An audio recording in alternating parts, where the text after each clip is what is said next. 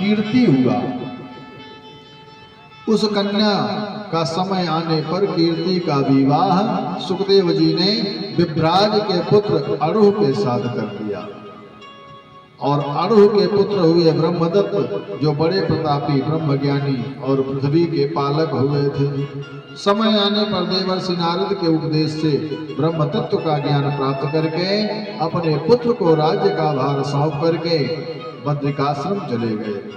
और उधर सुखदेव जी भी अपने पिता का साथ त्याग करके कैलाश के सुरम्य शिखर पर चले गए और वहां अविचल ध्यान लगाने लगे। कैलाश के शिखर पर जाकर के सुखदेव जी भी ध्यानमग्न हो गए। कुछ ही दिनों में उन्हें परम सिद्धि प्राप्त हो गई और सुखदेव जी आकाश में उड़ गए। उनके उड़ते ही पर्वत जो है 2 शिखर भागों में विभाजित हो गया। पर्वत के 2 भाग हो गए। ऋषियों द्वारा यह स्तुति किए जाते हुए सुखदेव जी वायु की तरह आकाश में स्थित हो गए। इसी बीच पुत्र के वियोग में व्यास जी हे पुत्र करते हुए उसी पर्वत पर पहुंचे हैं। व्यास जी को करुण क्रंदन करते हुए देख करके सभी जीवों में विद्यमान परमात्मा ने उत्तर दिया और आज भी वहां पर वह प्रतिध्वनि सुनाई देती है। व्यास जी को व्याकुल देख करके शंकर जी ने कहा कि हे व्यास जी, आपको अपने कीर्तिमान पुत्र के लिए चिंता नहीं करनी चाहिए। शंकर जी कहते हैं कि हे व्यास जी, अब आप अपने पुत्र की रमणीय छाया को अपने पास सदैव विद्यमान देखोगे। तभी व्यास जी को सुखदेव जी की ओजस्विनी छाया दिखाई दी। शंकर जी भी वहां से व्यास जी को वरदान देकर के अंतर ध्यान हो गए। अपने प्रिय पुत्र सुखदेव को अंतरिक्ष में गया हुआ देख करके व्यास जी ने भी आश्रम से जाने का विचार किया और उस पर्वत को त्याग करके निषाद कन्या अपनी माता सत्यवती का स्मरण करके व्यास जी अपनी मैया सत्यवती का स्मरण करके उसी द्वीप पर पहुंचे जहां अपनी माता को छोड़ करके आए हुए थे। वहां जाकर के व्यास जी ने अपनी माता के बारे में पूछा कि मेरी माता कहाँ चली गई है, मेरी मैया कहाँ है। निषादों ने कहा कि हे व्यास जी, उस कन्या का तो विवाह निषाद राज ने राजा शांतनु के साथ कर दिया है। तुम्हारी मैया सत्यवती का विवाह शांतनु महाराज के साथ हो गया है। और इसके पश्चात निषाद राज ने व्यास जी का पूजन किया, सत्कार किया और कहा कि हे व्यास जी, मेरा कुल और मैं आज सब धन्य हो गए। आपका जो दुर्लभ दर्शन हुआ, आपका दुर्लभ दर्शन हम सबको प्राप्त हुआ। हम सभी, हे प्रभु, मेरा धन पुत्र कलत्र सभी आपका है प्रभु, सब कुछ आपका है। निषाद राज की प्रार्थना पर व्यास जी ने सरस्वती नदी के तट पर अपना आश्रम बनाया और अपना आश्रम बना करके व्यास जी वहीं पर रहने लगे।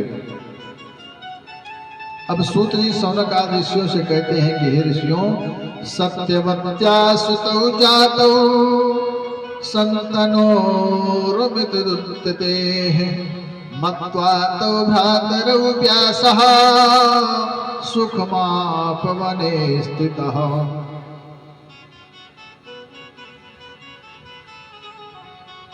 सूत जी कहते हैं हे सौनक आदि ऋषियों, अपूर्व तेजस्वी महाराज शांतनु ने यहाँ सत्यवती के गर्भ से 2 पुत्र उत्पन्न हुए। उन दोनों को अपना भाई मान करके व्यास जी अत्यंत प्रसन्न हुए हैं। उनमें पहले पुत्र का नाम चित्रांगद तथा दूसरे का विचित्रवीर्य था। इनके पूर्व महाराज शांतनु के यहाँ गंगा से एक पुत्र भीष्म नाम के पुत्र हुए। महाराज शांतनु ने तीनों पुत्रों को देख करके अत्यंत प्रसन्न रहते थे।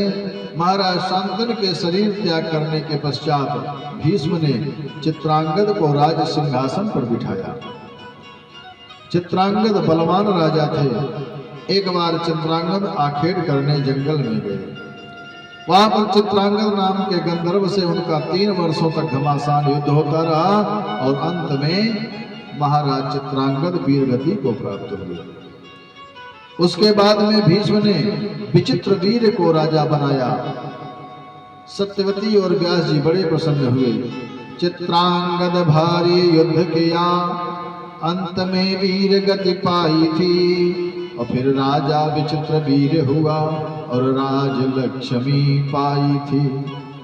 विचित्रवीर्य के विवाह के लिए भीष्म जो है काशीराज की 3 पुत्रियों को स्वयंवर से राजाओं को जीत करके बलपूर्वक हरण करके लाए थे। माता सत्यवती को उन्हें सौंप करके और पंडितों को बुला करके विवाह का शुभ मुहूर्त निकलवाया। तब जब जो सबसे बड़ी कन्या, तीनों कन्याओं में जो बड़ी कन्या थी, वो कहती है भीष्म से कि हे गंगा पुत्र, हे धर्मज्ञ, मैं आपसे विनती करती हूँ, मेरी विनती है कि मैं स्वयंवर में अपने मन में साल्व नरेश को अपना पति वर्ण कर चुकी हूँ और उन्होंने भी मुझे अपनी पत्नी मान लिया है। हे गंगा पुत्र, अब आपकी जैसी मर्जी हो, आपका जैसा विचार हो वैसा करिए। भीष्म ने माता सत्यवती से मंत्रणा करके और उस कन्या को साल्व नरेश के यहाँ बड़े ही आदर से भेज दिया, परंतु उस कन्या को साल्व नरेश ने स्वीकार नहीं किया और वह पुनः वही कन्या रोती बिलखती हुई वापस आती है और भीष्म से कहती है, प्रार्थना करती है कि हे प्रभु, अब आप ही हमसे विवाह करिए। लेकिन भीष्म ने भी उसे स्वीकार नहीं किया और प्रार्थना की कि तुम अपने पिता के यहाँ चली जाओ। लेकिन वहाँ कन्या के पिता के यहाँ जाकर के कन्या पिता के यहाँ गई, पिता ने भी स्वीकार नहीं किया। वह जाकर के वन में तपस्या करने लगी और काशीराज की जो 2 रूपवती कन्याएं, कल्याणमयी कन्याएं अंबिका और अंबालिका थी, विचित्रवीर्य की रानियां बनी। राजा विचित्रवीर्य दोनों के साथ कभी राजभवन में कभी उपवन में पूरे 9 वर्षों तक विहार करते रहे और वासना में अत्यधिक लीन रहने के कारण राजा विचित्रवीर्य को राजक्षमा रोग हो गया और शरीर भी उनका पूरा हो गया। जाते भय माता सत्यवती ने पुत्र के सभी प्रेत कर्म करवाए, क्रिया कर्म करवाए विचित्रवीर्य के। अब एक दिन मैया सत्यवती विचार कर रही हैं कि मेरे पुत्र तो दोनों भगवानों को प्यारे हो गए, बहुएं दोनों हैं और संतान एक भी नहीं है। तो सत्यवती ने भीष्म से कहा कि हे पुत्र, अब तुम अपने पिता शांतनु के राज्य को संभालो और अपनी भातृजा या अपने भाइयों की पत्नी से विवाह करो और वंश की रक्षा करो पुत्र। भीष्म ने कहा, हे मैया, प्रतिज्ञा में श्रुता मातः पितृथे या मया कृता, नाहं राज्यं करिष्यामि न चाहं दार संग्रहम्। भीष्म कहते हैं अपनी मैया सत्यवती से कि हे मैया, अपने पिताजी के लिए मैंने जो प्रतिज्ञा की थी उसे तो आप सुन ही चुकी हैं ना, अतः न तो मैं राज्य ग्रहण करूंगा और न ही विवाह करूंगा। इसे सुनकर के माता सत्यवती सोच विचार में पड़ गई। सोच रही है कि अब हमारा वंश आगे कैसे बढ़ेगा। माता को चिंताग्रस्त देख करके भीष्म ने कहा कि हे मैया, आप चिंता न करें, विचित्रवीर्य की पत्नी के गर्भ में क्षेत्रज्ञ पुत्र उत्पन्न कराइए, किसी विद्वान ब्राह्मण को बुला करके वधु के साथ नियोग कराइए, क्योंकि वंश रक्षा का विधान वेद में यह है। इस प्रकार आप पौत्र उत्पन्न करा करके उसी को राज्य सौंप करके और राज शासन का सम्यक संरक्षण होता रहे। भीष्म की यह बात सुनकर के सत्यवती ने अपने पुत्र द्वैपायन व्यास मुनि का स्मरण किया, व्यास जी का स्मरण किया। माता के स्मरण करते ही श्री व्यास जी मुनि वहां पहुंचे, मैया को प्रणाम किया है और प्रणाम करके हाथ जोड़ करके खड़े हुए। भीष्म ने उनकी भली भांति से पूजा की। माता सत्यवती ने भी आदर किया। तमुवाच मुनि माता पुत्रमुत्पादयाधुना क्षेत्रे विचित्र वीर्यस्य सुंदरम तव वीर्यजम्। माता सत्यवती ने व्यास जी से कहा कि हे पुत्र, इस समय तुम विचित्र वीर के क्षेत्र में अपने तेज से पुत्र उत्पन्न करो। व्यास जी माता जी सत्यवती का आदेश मान करके रुक गए और ऋतुकाल आने पर जब अंबिका स्नान कर चुकी तब उसने व्यास जी के तेज से एक बलवान और जनमान पुत्र पैदा किया। सत्यवती को बड़ा दुख हुआ। तब सत्यवती ने अंबालिका से कहा, तुम भी एक पुत्र पैदा करो। 1 वर्ष बाद परंतु वह पांडु रोग से ग्रसित हुआ। कुछ समय बाद माता ने अंबालिका से पुनः एक पुत्र पैदा करने को कहा, परंतु समय पर वह न जाकर के अपनी दासी को भेज दिया और उस दासी के विदुर नाम का पुत्र हुआ। अब सूत जी कहते हैं शौनक आदि ऋषियों से कि मुनियों, वंश की रक्षा के लिए व्यास जी ने धृतराष्ट्र, पांडु और विदुर 3 पराक्रमी पुत्र उत्पन्न किए। इस प्रकार मैंने उनकी वंशोत्पत्ति से संबंधित कथानक आपको श्रवण कराया। अब शौनक आदि ऋषि सूत जी से पूछते हैं कि हे सूत जी, सत्यवती नाम से विख्यात व्यास जी की माता जी का विवाह महाराज शांतनु से किस प्रकार हुआ? भाई वो निषाद की कन्या थी, तो निषाद की कन्या का विवाह महाराजा से कैसे हो गया, राजा से कैसे हो गया? इस प्रकरण को आप हमें सुनाने की कृपा करें प्रभु। अब सूत जी कहते हैं कि प्रणम्य परमां शक्ति चतुर्वर्ग प्रदायिनी आदि शक्ति वदिष्यामि कथां पौराणिकीं शुभां। सूत जी कहते हैं कि हे ऋषियों, अर्थ धर्म काम मोक्ष देने वाली परम आदि शक्ति को प्रणाम करके यह शुभ पौराणिक कथा मैं आपको सुनाने चल रहा हूं।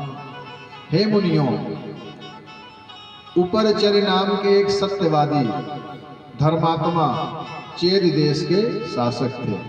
एक उपरचर्य नाम के राजा थे। उनकी तपस्या से प्रसन्न होकर के इंद्र ने उनको स्फटिक मणियों से बना हुआ विमान दिया। स्फटिक की मणियों से बना हुआ विमान इंद्र ने उपरचर्य राजा को दिया और उस दिव्य विमान पर चढ़ करके सर्वत्र विचरण करते रहे। हर जगह वो उसी विमान पर बैठ करके घूमते फिरते थे और पृथ्वी से ऊपर ही ऊपर चलने के कारण वो जमीन पर नहीं चलते थे, पृथ्वी के ऊपर ही ऊपर चलते थे। इसी कारण से उन राजा का नाम उपरचर्य नाम पड़ा। उपरचर्य वसु के नाम से पुकारते थे। अब एक समय राजा वसु की पत्नी गिरिका ने ऋतु काल के स्नान के पश्चात पुत्र प्राप्ति की कामना की और जैसे ही उपरचर्य की रानी पुत्र प्राप्ति की कामना करती हैं, उसी समय उनके पितरों ने राजा से कहा कि हे राजा, मृगों को मार करके लाओ।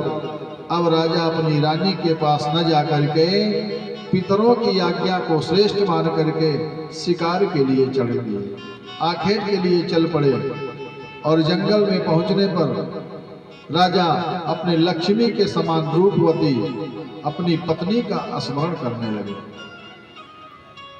और स्मरण करने के कारण उनका ओज स्खलित हो गया और उस ओज को उन्होंने एक बरगद के पत्ते पर रख करके एक बाज के माध्यम से अपनी ऋतुमती रानी के पास भेज दिया। लेकिन रास्ते में उस बाज पर दूसरे बाज ने झपट्टा मारा और उस कारण से बरगद का पत्ता जो है नदी में गिर गया और जैसे ही बरगद का पत्ता नदी में गिरा है, उसी समय उसी नदी में एक अद्रिका नाम की अप्सरा जो है जल क्रीड़ा कर रही थी। अब जो अद्रिका नाम की अप्सरा जो है नदी में जल क्रीड़ा कर रही थी और उसी समय एक ब्राह्मण देवता उसी नदी में स्नान करके संध्या वंदन कर रहे थे, पूजा कर रहे थे। और वो जो अद्रिका नाम की अप्सरा है संध्या वंदन करते हुए ब्राह्मण के पैर को जाकर के पकड़ करके खींचने लगी।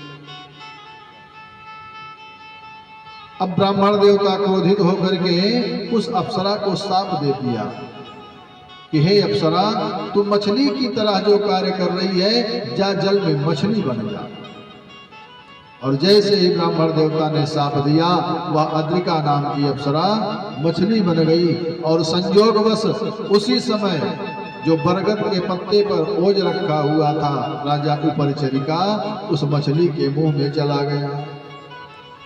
और उस ओज के कारण समय बीतता गया और कुछ समय बाद वह मछली जो है मछुआरों ने पकड़ा। उस मछली को मछुआरों ने पकड़ा और जब उस मछली के पेट को फाड़ा गया, उस पेट को चीरा गया उस मछली के, तो उस मछली के पेट से दो मनुष्य आकृति वाले एक बालक और एक बालिका निकली। उनमें से एक बालक था और एक सुंदर बालिका थी। उन दोनों को, बालक और बालिका को ले जाकर के राजा उपरिचर को सौंपा गया। राजा उपरिचर ने बालक को तो ले लिया और बालिका को उसी मछुआरे को दे दिया। राजा ने उस कन्या को मछुआरे को दे दिया। मछुआरा जो है उस कन्या को ले आकर के अपने यहाँ पालन पोषण करने लगा। और इसी कारण से उस बालिका का नाम मत्स्योदरी पड़ा, सत्यवती पड़ा। ऋषिगण कहते हैं कि हे सूत जी, ब्राह्मण द्वारा शापित जो अद्रिका अप्सरा थी, जो मछली बनी थी, उसका पेट, उसके पेट से जो बच्चे निकले थे, उसके शाप की समाप्ति कैसे हुई, अतः उसे पुनः स्वर्ग कैसे मिला। सूत जी कहते हैं कि शाप को सुन करके उस अद्रिका नाम की अप्सरा ने ब्राह्मण के पैर को दीनता पूर्वक पकड़ करके उनसे क्षमा याचना मांगी। ब्राह्मण से स्तुति की तो ब्राह्मण उसकी स्तुति से प्रसन्न होकर के ब्राह्मण ने कहा कि हे देवी, तुम शोक मत करो, मेरे हिसाब से तुमको मछली तो बनना पड़ेगा, परंतु समय आने पर तुम एक युगल जोड़े को मानव संतान उत्पन्न करके और मेरे शाप से मुक्त हो जाओगी। इस प्रकार वह मछली का शरीर त्याग करके पुनः दिव्य रूप धारण करके स्वर्ग को चली गई। अब सूत जी कहते हैं कि ये कदा तीर्थ यात्रायां ब्रजन पराशरो मुनि आजगाम महातेजः कालिंद्यास्तटमोत्तम। अब सूत जी कहते हैं कि हे ऋषियों, एक बार तीर्थ यात्रा करते हुए महान तेजस्वी पराशर मुनि यमुना नदी के उत्तम तट पर आए और उन्होंने भोजन करते हुए निषाद से कहा कि हे भैया, मुझे यमुना पार जाना है और तुम मुझको नाव में बिठा करके यमुना पार पहुंचा दो। पराशर मुनि की बातों को सुनकर के निषाद ने कहा अपनी पुत्री से कि हे बिटिया, हे मत्स्यगंधा, मैं तो भोजन कर रहा हूँ और तुम इन ऋषिवर को यमुना पार करवा दो। इनको यमुना पार जाने की इच्छा है, इनको नाव में बिठा करके उस पार उतार करके चली आओ। मुनिवर उस पार चाहे जाना, कर पार इन्हें तुम आ जाओ। और कुछ कष्ट नहीं मुनिवर को हो, मेरा कहना तुम कर आओ। पिता के आदेशानुसार मत्स्यगंधा मुनिवर को नाव में बिठा करके नाव चलाने लगी और उसी समय प्रारब्धवश ऋषिवर ने नवयौना मत्स्यगंधा को देख करके उस पर आसक्त हो गए और उसे प्राप्त करने की इच्छा से अपनी दाहिनी भुजा से उस मत्स्यगंधा की भुजा को पकड़ते हैं। कन्या कहती है, हे ऋषिवर, यह आप क्या कर रहे हो? अनेक प्रकार से वार्तालाप होती है और समय आने पर ऋषिवर ने मत्स्यगंधा से कहा कि हे देवी, यह जो उत्तम समय है, इस समय अगर हमारा और तुम्हारा संयोग होगा तो एक परम तेजस्वी ज्ञानी पुत्र का संयोग बनेगा। बहुत प्रकार की वार्ता हुई और कन्या ने कहा कि हे ऋषिवर, मेरी शर्त है कि मेरा कन्या रूप भंग ना हो। ऋषिवर ने आशीर्वाद दिया और कहा, है ऋषिवर अभी रुकिए, क्योंकि उजाला है, समय है। भगवान पराशर ऋषि ने कोहरे की व्यवस्था कर दी और संयोग बना, और उसी संयोग से व्यास जी उत्पन्न हुए। सत्यवती के गर्भ से व्यास जी का जन्म हुआ। व्यास जी को सत्यवती वहीं जो द्वीप है उसी वहीं पर छोड़ करके चली जाती हैं और व्यास जी का जन्म होता है। बोलिए व्यास जी भगवान की जय हो। इस प्रकार पराशर मुनि के द्वारा सत्यवती के गर्भ से कृष्ण द्वैपायन उत्पन्न हुए। उन्होंने कलयुग को आया जान करके वेद के भाग करके वेदों का विस्तार किया। इसी कारण उनका नाम व्यास पड़ा। उन्होंने ही विभिन्न पुराण संहिताओं तथा श्रेष्ठ महाभारत की रचना की थी और उन्होंने वेदों के भाग करके अपने शिष्य सुमंत, जैमिनी, पैल, वैशंपायन, असित देवल और अपने पुत्र सुखदेव जी को वेदों को पढ़ाया। हे मुनियों, इस प्रकार मैंने आपको सत्यवती के द्वारा व्यास उत्पत्ति का यह कथा ज्ञान श्रवण कराया। अब ऋषिगण, सौनक आदि ऋषिगण सूत जी से कहते हैं कि हे सूत जी, अब आप हमको यह बताने की कृपा करें कि व्यास जी की माता को जो कुल तथा आचरण से हीन थी, महाराज शांतनु ने स्वयं उनका वर्ण कैसे कर लिया। आप हमें यह भी बताइए कि राजा शांतनु की पहली पत्नी कौन थी तथा वसु के अंश से भीष्म उनके पुत्र कैसे हुए। हे सूत जी, सत्यवती ने उस समय ज्येष्ठ पुत्र भीष्म को राजा क्यों नहीं बनाया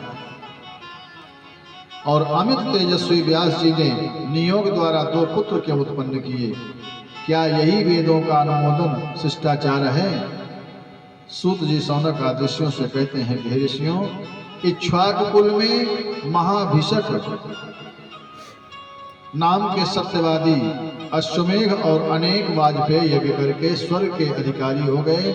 एक बार राजा महाभिषक ने ब्रह्मलोक, एक बार महाराज महाभिषक ब्रह्मलोक गए और वहां प्रजापति की सेवा में सभी देवता आए थे और उस स्थान पर देव नदी गंगा जी भी उपस्थित थी।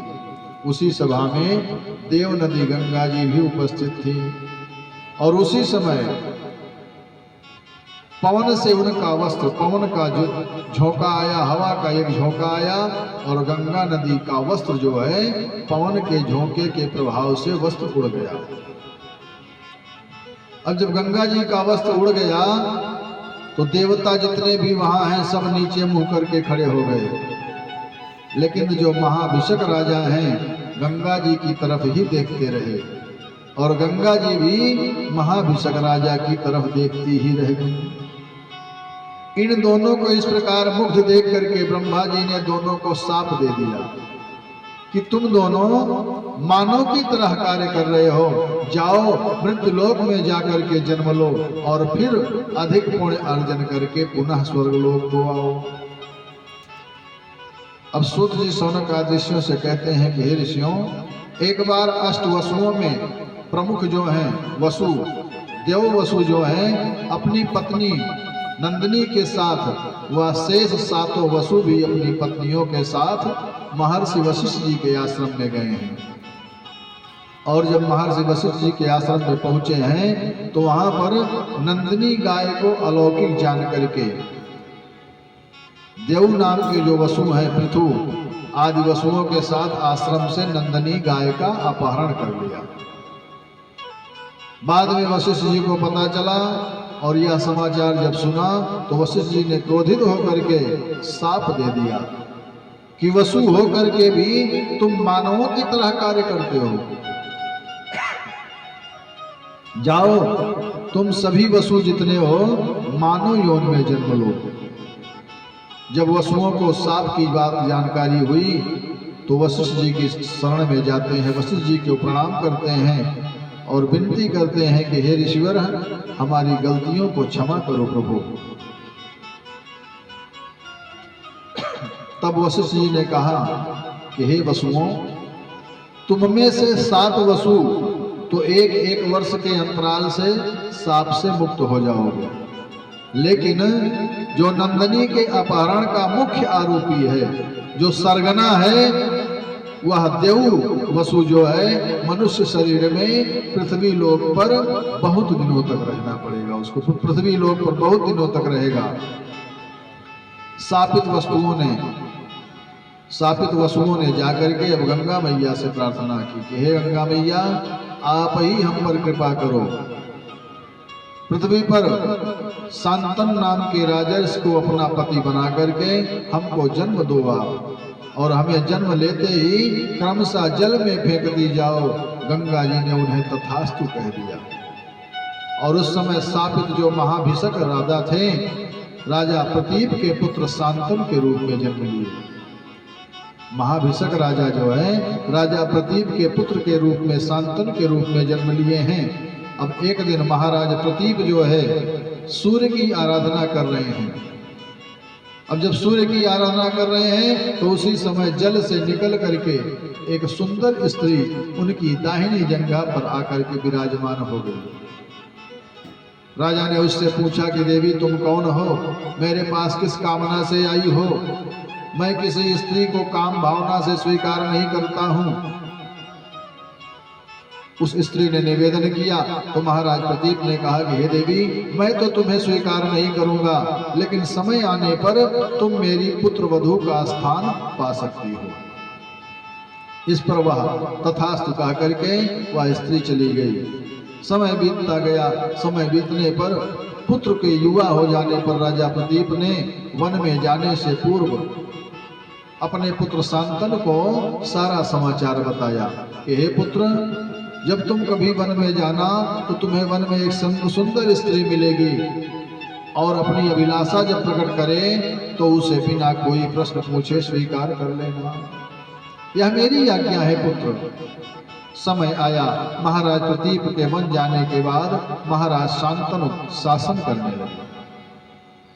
अब एक दिन गंगा के किनारे एक वन में विचरण करते हुए उन्होंने एक सुंदर स्त्री को आभूषणों से सजी हुई देखा। उसे देख करके तथा पिता की आज्ञा जान करके राजा शांतनु उस स्त्री पर मोहित हो गए। वह स्त्री भी राजा को देख करके, राजा शांतनु को देख करके वह स्त्री भी मोहित हो गई और राजा से कहा कि हे राजन, मैं आपको पति रूप में स्वीकार करना चाहती हूँ।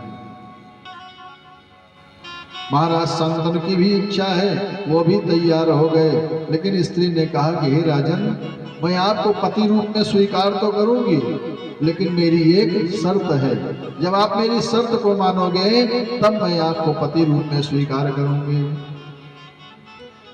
राजा ने कहा, कहो देवी क्या शर्त है? स्त्री उवाच, यच्च कुर्यामहं कार्यं शुभं वा यदि वा शुभं न निषेध्या त्वया राजन वक्तव्यम तथा प्रियम। वह स्त्री कहती है, वह सुंदरी कहती है कि हे राजन, मेरी शर्त यह है कि मैं आपसे विवाह करूंगी, लेकिन विवाह करने के बाद मेरी जो इच्छा हो मैं वही करूं, और मेरे किसी भी कार्य में आप किसी भी प्रकार का हस्तक्षेप नहीं करोगे। मैं चाहे भला करूं चाहे बुरा करूं, शुभ करूं या अशुभ करूं, जो भी कार्य करूं आप मेरे किसी भी कार्य में हस्तक्षेप नहीं करोगे। आप मुझे मना नहीं करोगे और न ही आप कभी मुझे कोई अप्रिय बात बोलोगे। जिस समय आप मेरे इस वचन को नहीं मानोगे हे राजन, उसी समय मैं आपको त्याग करके मेरी जहां इच्छा होगी मैं चली जाऊंगी। अब राजा शांतनु इतने मोहित हैं कि उस स्त्री की बात को मान गए, तथास्तु कह दिया। इस प्रकार मानव रूप धारण करने वाली गंगा महाराज की महारानी बन करके महल में पहुंच करके विहार करने लगी। महाराज शांतनु और महारानी गंगा बड़े प्रेम से विहार कर रहे हैं। अधिक समय बीत गया। अधिक समय आनंद से रहते हुए अब एक दिन गंगा जी ने गर्भ धारण किया और समय आने पर उन्होंने एक वसु को पुत्र के रूप में जन्म दिया और उसे ले जाकर के तत्काल जल में फेंक दिया। समय बीता, फिर दूसरे पुत्र को जन्म दिया, उसको भी ले जाकर के जल में फेंक दिया। फिर समय बीता, तीसरे पुत्र, चौथे पुत्र, पांचवें पुत्र, छठे पुत्र, सातवें पुत्र, 7 पुत्र तक पैदा हुए और गंगा मैया ले जाकर के जल में सबको फेंकती जाती है। 7 पुत्रों के मारे जाने पर अब महाराज शांतनु बहुत दुखी हुए। मन में विचार कर रहे हैं कि लगता है कि पृथ्वी पर मेरा वंश चलेगा ही नहीं। यह चांडालिन पता नहीं कौन सी आई है, किसके साथ मेरा विवाह हो गया, मेरे पुत्रों को खाती चली जा रही है। इस पापिन ने मेरे 7 पुत्रों को मार दिया। अब महाराज शांतनु विचार कर रहे हैं। जब 8वां बालक पैदा हुआ तो राजा शांतनु ने महारानी के पैरों को पकड़ लिया और पैरों को पकड़ करके पैरों में गिर करके कहने लगे कि हे देवी, हे सुंदरी, मैं तुम्हारा दास हूं। अब कृपा करके तुम मेरे इस पुत्र को जीवित छोड़ दो। इसके बदले में जो भी मांगोगी मैं आपको सब कुछ देने के लिए तैयार हूं। हे देवी, बिना पुत्र के जीवन बेकार है। अपुत्रस्य गतिर्नास्ति स्वर्गे वेदविदो विदुः तस्मादद्यवरारोहे प्रार्थ्याम्यष्टं सुतम्। महाराज शांतनु कहने लगे कि हे देवी, वेद विद्वानों ने कहा है कि पुत्र विहीन मनुष्य की स्वर्ग में भी गति नहीं होती है। हे देवी, हे सुंदरी, इसी कारण अब मैं इस 8वें पुत्र के लिए तुमसे याचना करता हूं। राजा द्वारा अनुनय विनय करने पर गंगा मैया कहती हैं कि हे राजन, आपने अपना वचन तोड़ दिया। हे राजन, मैं गंगा हूं। देवताओं के कार्य को सिद्ध करने के लिए मैं आई थी। देवताओं के कार्य को सिद्ध करने के लिए ही मैंने आपसे विवाह किया था। महात्मा वशिष्ठ ने पूर्व काल में इन 8 वसुओं को मानव योनि में जाने का शाप दिया था। तब उन 8 वसुओं ने मुझसे माता बनने की कामना की थी। हे राजन, उनको मैंने वरदान दिया था। उनको वरदान दे करके मैं आपकी पत्नी बनी थी और वे 7 वसु तो आपके पुत्र बन करके ऋषि के शाप से मुक्त हो गए और यह 8वां वसु आपके पुत्र के रूप में संसार में बहुत समय तक आपको सुख देगा और यह गांगे नाम से प्रसिद्ध होगा और यह गांगे बड़ा ही बलवान होगा। अब मैं इसे लेकर के यहां से जाती हूं, वहां जा रही हूं जहां पर मैंने आपको पति रूप में वर्ण किया था। वहां पर इसे मैं पाल पोस करके बड़ा करूंगी, युवा करूंगी और उसके बाद जब यह युवा हो जाएगा तो मैं आपको वापस कर दूंगी। ऐसा कह करके गंगा पुत्र को लेकर के गंगा मैया अंतर्धान हो गई। महाराज शांतनु पुत्र और पत्नी के वियोग में दुखी रहने लगे। कुछ समय बाद एक दिन राजा शिकार करते हुए, महाराज शांतनु शिकार करते हुए गंगा के किनारे पहुंचे हैं और वहीं पर उन्होंने धनुष बाण असाधारण विद्या धारण करने वाले कामदेव के समान एक सुंदर बालक को देखा। उन्होंने उस बालक से पूछा कि हे बालक, तुम किसके पुत्र हो? लेकिन वह बालक बिना कुछ बताए ही अदृश्य हो गया। जब राजा ने गंगा जी का ध्यान किया तो गंगा जी वहां प्रकट होकर के महाराज शांतनु से कहती हैं कि हे महाराज, यह आपका ही 8वां वसु पुत्र है, बालक है। इसे मैंने पाला है, यह सभी विद्याओं में पारंगत है। जिस विद्या को परशुराम जी जानते हैं उसे यह भी जानता है। हे राजन, अब आप इसे ग्रहण करिए, यह आपका ही पुत्र है और इसकी व्यवस्था अब आप देखिए। ऐसा कह करके गंगा जी अंतर ध्यान हो गई और महाराज शांतनु अपने पुत्र को लेकर के हस्तिनापुर आए हैं। महाराज शांतनु हस्तिनापुर पहुंचे हैं, बड़ा ही उत्सव मनाया गया और उस बालक को युवराज पद पर बिठा दिया गया और महाराज बड़े ही आनंद से रहने लगे। सूत जी कहते हैं शौनक आदि ऋषियों से कि हे ऋषियों, जो भी भक्त, जो भी प्राणी इन 8 वसुओं की और गंगा जी की कथा का श्रवण करता है वह सभी प्रकार के पापों से मुक्त हो जाता है। बोलिए गंगा मैया की जय हो। बोलिए श्रीमद् देवी भागवत महापुराण की जय हो। बोलिए श्रीमद् भागवत महापुराण की जय हो। बोलिए गुरुदेव भगवान की जय हो। बोलिए हनुमान जी महाराज की जय हो। बोलिए अपने अपने माता पिता की जय हो। बोलिए कुल देवता की जय हो। बोलिए श्री शिव शक्ति नारायण महायज्ञ की जय हो। अब आज की कथा यहीं पर श्रीमद् देवी भागवत महापुराण की कथा यहीं पर विश्राम होती है। इसके बाद श्रीमद् भागवत महापुराण की कथा प्रारंभ होगी। व्यास जी, श्री प्रखर जी महाराज व्यासासीन होंगे और आप सबको श्रीमद् भागवत महापुराण की कथा श्रवण कराएंगे। इससे पहले हम सभी भक्तजन थोड़ी देर भगवान नाम संकीर्तन करते हैं। उसके बाद व्यास जी से निवेदन श्री प्रखर जी महाराज से कि वो व्यास आसन पर आएंगे और आप सभी भक्तों को श्रीमद् भागवत महापुराण की कथा श्रवण कराएंगे। आइए बड़े प्रेम से भगवान नाम संकीर्तन।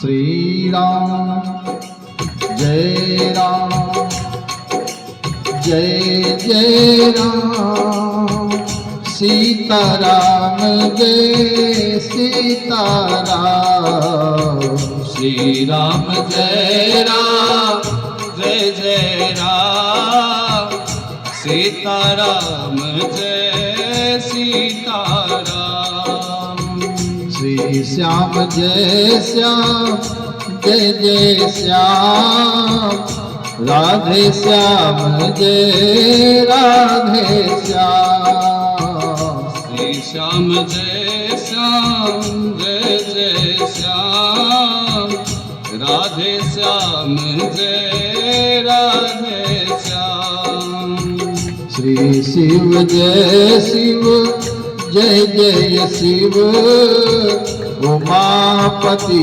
जय पार्वती शिव, श्री शिव जय शिवा, जय जय शिवा, उमापति जय पार्वती शिवा, जय अम्बे जय जय अम्बे, जग जननी जय जय अम्बे, जय अम्बे जय जय अम्बे, जग जननी जय जय अम्बे, जय हनुमान जय जय हनुमान, कृपा करो हे कृपा निधान, जय हनुमान जय जय हनुमान, कृपा करो हे कृपा निधान, जय हनुमान जय जय हनुमान, कृपा करो हे कृपा निधान, जय हनुमान जय जय हनुमान, कृपा करो हे कृपा निधान, श्री राम जय राम, जय जय राम, सीताराम जय सीताराम, श्री राम जय राम, जय जय राम, सीताराम जय सीताराम, साधक कहते हैं, संत कहते हैं कि हे प्राणियों, अपने मन को भगवान के श्री चरणों में ही लगाओ। भगवान के श्री चरणों में अपने मन को लगाते रहोगे तो तुम्हारा कुछ बिगड़ने वाला नहीं है। भगवान सदैव रक्षा करने वाले हैं, लेकिन अपने मन को भगवान में लगाओ तो मन तो इधर उधर वासनाओं में लगा रहता है, मोह माया में लगा रहता है।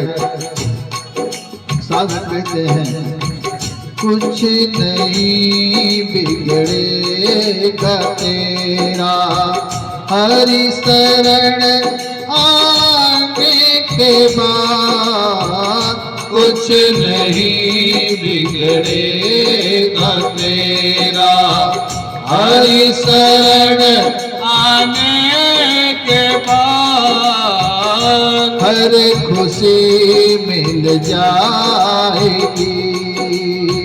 चरणों में झुक जाने के बाद हर खुशी मिल जाएगी। चरणों में झुक जाने के बाद कुछ नहीं बिगड़ेगा तेरा, हरि शरण आने के बाद कुछ नहीं बिगड़ेगा तेरा, हरि शरण आने के बाद कुछ नहीं बिगड़ेगा तेरा।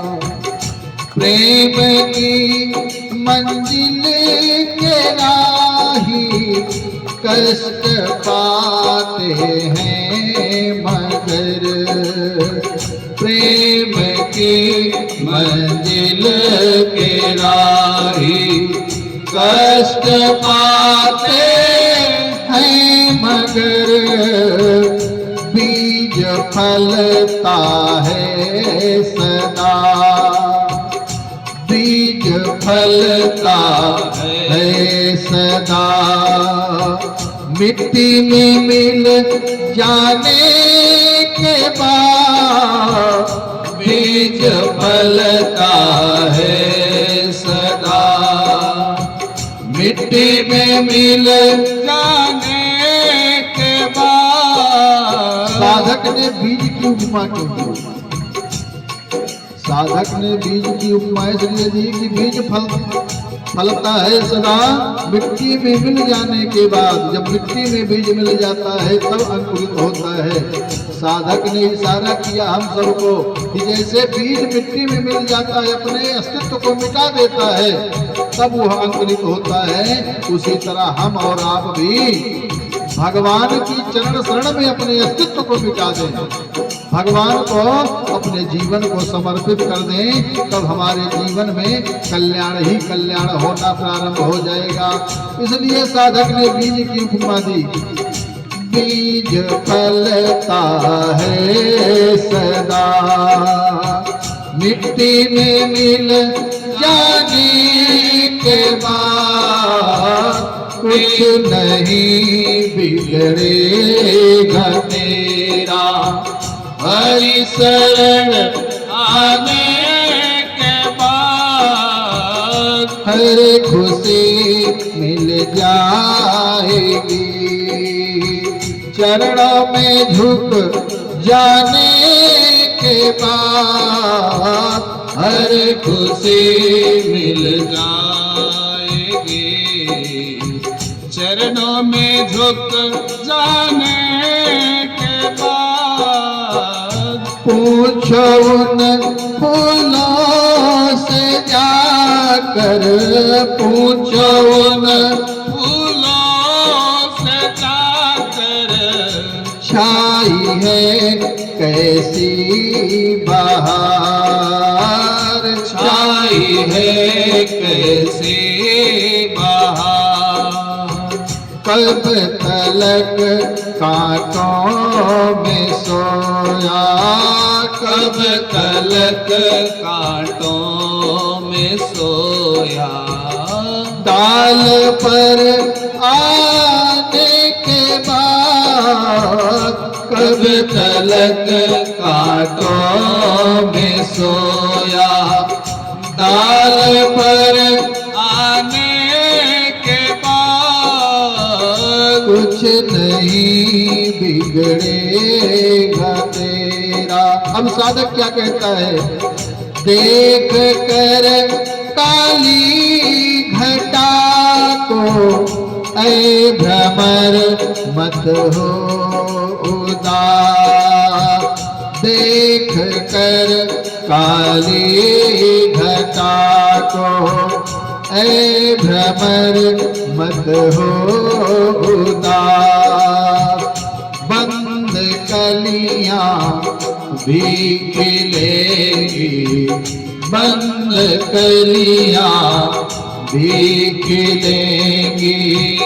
रात ढल जाने के बाद बंद कलियां भी खिलेंगी।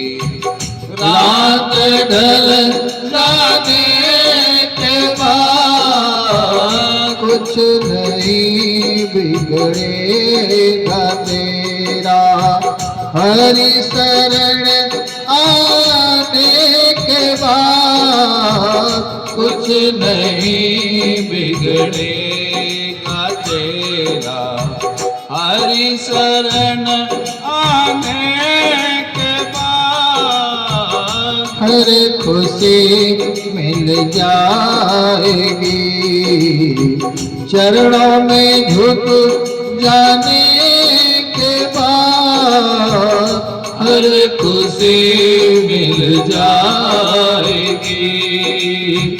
चरणों में झुक जाने के बाद कुछ नहीं बिगड़ेगा तेरा।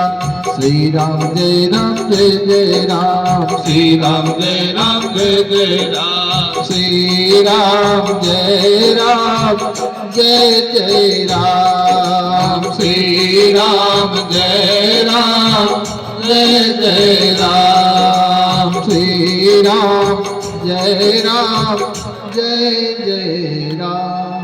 बोलिए गुरुदेव भगवान की जय हो, बोलिए हनुमान जी महाराज की जय हो। बोलिए श्री शिव शक्ति नारायण महाराज की।